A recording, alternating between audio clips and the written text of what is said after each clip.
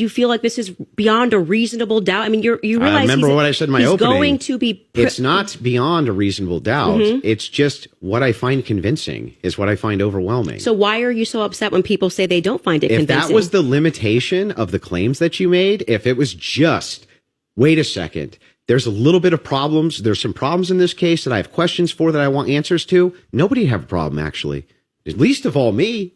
I would be the least likely person to have an issue with you, any of your fans, anybody saying. In fact, I've had tons of Discord calls about this. My position's always been clear. Of course, conspiracies exist.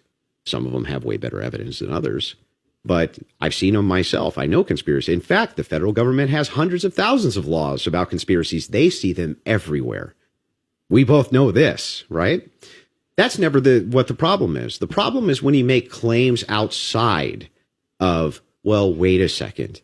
I'm just questioning evidence here. I'm just questioning what the state's case is here. I'm just asking questions. It's when you make claims outside of that, where you claim that there's good evidence or good standards you should believe because, and then it turns out that it's all nonsense or it's wackadoo stuff or it makes no sense.